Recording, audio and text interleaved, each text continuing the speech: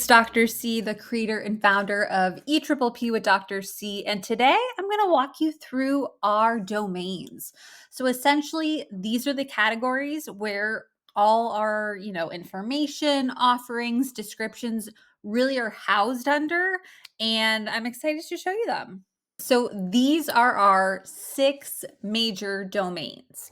And there are more domains than 6. There are more categories that are tested on the exam. We chose these 6 because these 6, some, individuals might refer to them as the big 6, but these domains are the most heavily weighted of any question that you will get on the EPPP.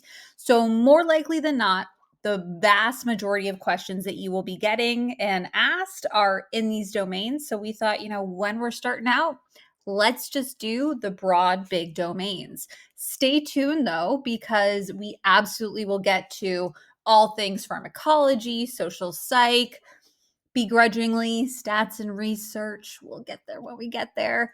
But these are our big 6. Starting out strong, got the IO, cognitive and learning theories, human development across the lifespan, ethics and legal issues, mental health diagnostics, and psychotherapy. So next, I'm actually going to go into each individual category and break down the various subcategories that we use to organize our materials. So let's just start out with IO, shall we?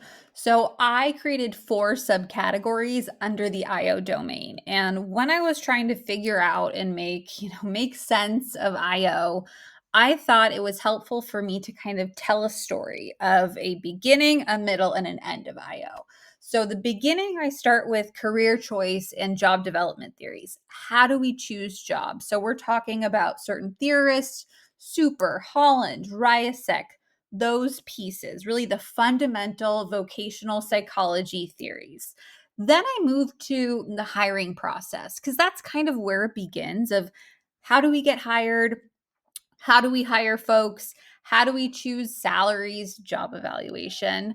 How do we make sure that in the interview process, we're doing our due diligence? How do we make sure that we are not hiring in a biased way, adverse impact? Then we move to management and leadership. So once someone's hired as managers, how do we adapt our style to really align with employees? So we're talking about different types of power, LPC, least preferred coworker, those types of models, Fiedler. And then we get into worker motivation and change. So we've been working, we've been managed. How do we change either the structure of the worker, the company? How do we evolve over time? Cognitive and learning theories. I will say some domains have more subcategories than others. Honestly, there were so many things to explain, so much information that I decided I'm going to make more categories for things that I think are lengthy and need us to be able to take our time to talk about, to process. So with this domain, starting out tried and true, classical conditioning, we're really taking a deep dive into Pavlov, but also applying these principles to real world examples. So unconditional stimulus, conditioned stimulus, what does that look like outside of a dog and a bell? Then operant conditioning, how do we answer those questions? In theory, it makes sense, right? It's, positive, negative, reinforcement, punishment, got all that. And then you read a question, it's like, oh my gosh, like I thought I knew this and this is really confusing. So we dive into that. We talk about shaping, we talk about chaining. I use examples, dog training examples, parenting examples, really trying to make this come to life. Then I jump into general concepts of memory and learning. So breaking this down, this is for the broad stroke folks that, they don't want to get really into the weeds. They just kind of need a different, what are the various types of memory, short-term, long-term, sensory memory, broad theories of forgetting. So this is kind of a good overview. Then we dive into theories of memory. So getting really specific here on different types of models, how they progressed from the beginning of comparing, the brain to a computer, to different types of processing models. We talk about Cherry's, cocktail effect. We do all of that and then ending with theories of forgetting. And the reason I really like theories of forgetting is I offer certain strategies that actually are applicable to studying for the EPPP.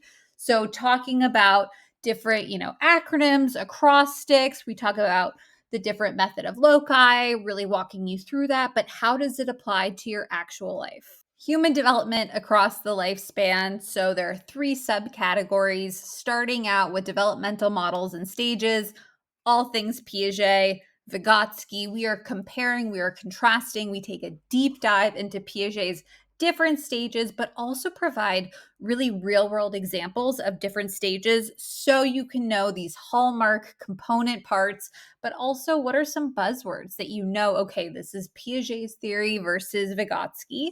Jumping into the second subcategory, lifespan development and genetic disorders. This was a little bit of a mix-up, mash-up kind of category. So, lifespan development, essentially, how do we, develop and grow and change throughout, especially developmental periods? So, what area and what time are kids walking, talking, engaging? For those of us who don't have children, this was actually, at least for me, that was hard to like wrap my brain around. I'm not around many, kids under 5. So it was really hard for me to memorize these things that might be intuitive to others. So we break it down. And then genetic disorders, talking about chromosomes, X and Y, talking about what can happen, what are the causes, components, signs, or symptoms. Then wrapping it up with parenting and attachment, moral development models. So breaking it down into different parenting styles. What does that look like? What are outcomes per research? Different attachment styles. What are the foundational studies that really came from these findings as well? So we're talking Bowlby, we're talking about Harlow, things like that. And then ending with moral development models, because I think it fits here in terms of, the aging process, human development, lifespan. So threw that in at the end. Ethics and legal issues, three subcategories. Essentially, I broke down the APA ethics code 1 to 5, 6 through 10. One, in terms of the overview of the APA ethics code 1 to 5. I added a little bit in the beginning of what is the general theory, the foundation of the ethics code, preamble, kind of that piece. For the second subcategory, so 6 through 10, I also added, some broad legal ethics at the end, things that I think just regardless of the setting you work in are, helpful to know. Brief overview of subpoenas, types of witness testimony. And then I thought, you know, I love a good deep dive into forensic ethics. I border the forensic world. I'm not fully in it. I would never call myself a forensic psychologist, but I think it's fascinating. And so I created a whole, category on things forensic, subpoenas, testimonies, legal terms. So, yes, it's applicable for most of us, but I think it really has a ton of information breaking down different types of subpoenas, different types of witness testimony, taking our time, competency assessment, what is the difference between insanity and different other legal terms, privilege, confidentiality. So that one I think is for the folks that really want a ton of information, while I think it sheds light on these components that are definitely asked about on the EPPP.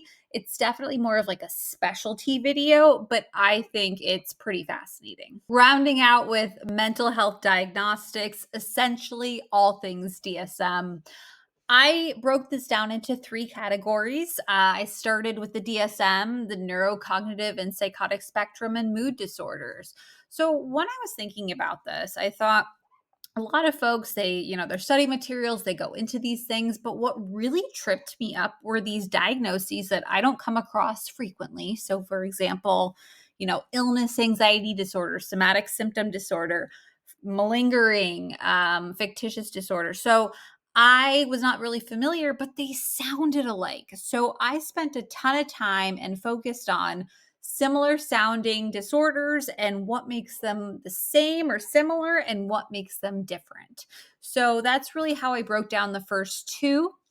The second one, trauma, illness, childhood, and personality disorders.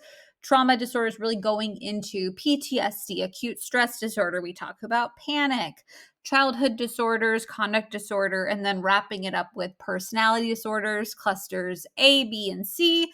And then finally, I actually included a subcategory on just substance use disorders. So, again, this is really my area of focus and expertise.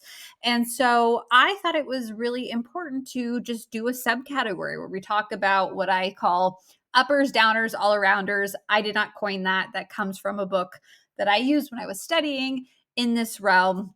But essentially, stimulants, depressants, hallucinogens, different subtypes, different types of treatment, medication.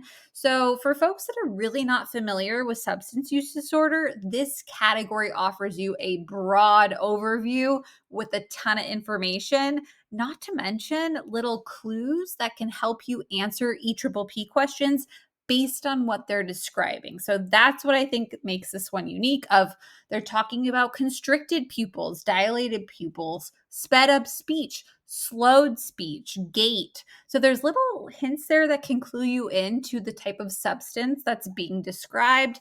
That's one of the things that I talk about in this domain. Last but not least, psychotherapy and clinical theories, starting with our first category here, individual therapy models.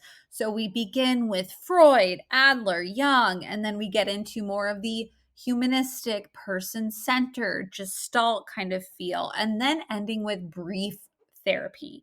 So we are going into solution-focused, motivational interviewing, interpersonal psychotherapy, IPT. In the second subcategory, I cover Yalom's group dynamics. We go into consultation theories.